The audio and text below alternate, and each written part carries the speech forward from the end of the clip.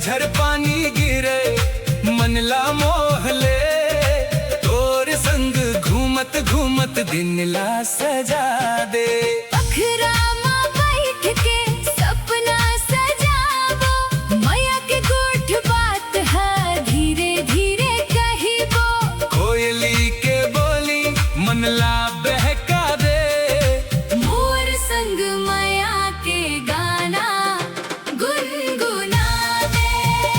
चलना जो ही चिंगरा पगार झरना घुमा दे। जग माई घटा रानी दाई के दर्शन करा दे।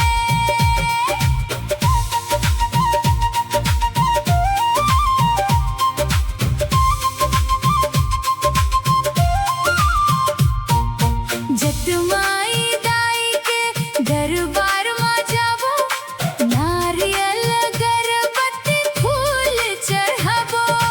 माथ नवा के दाई ले आशीष लेबो, सुख समृद्धि बर मनौती मांग लेबो। घंटी के गूंज माँ भक्ति समा जाथे, दाई के महिमा सुन के मन भर जाथे। आस्था के ज्योतिया मन मा जला दे, मोर संग मैया के गाना गुनगुना दे। चलना जो ही चिंगरा पगार झरना घुमा दे। जग माई घटा रानी दाई के दर्शन करा दे।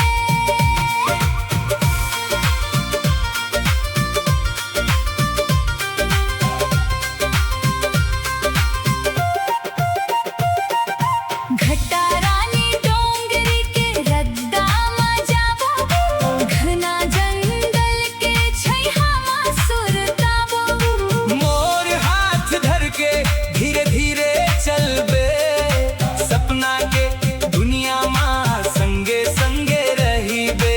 मोर मन कही थे तोर संग जियाबो, सुख दुख के रद्दा मा संगे निभाबो। मैया के दीपक मन मा जला दे, मोर संग माया के गाना गुनगुना दे। चलना जो ही चिंगरा पगार झरना घुमा दे। जग माई घटा रानी दाई के दर्शन करा दे।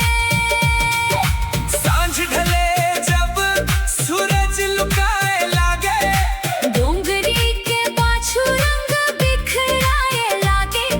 झरना के पानी सोना कस चमके, मैया के बाती माँ भीतर दमके। चंदा के चांदनी धरती माँ उतर थे। तोर मोर जोड़ी देख सबो मुस्काथे। जन्म जन्म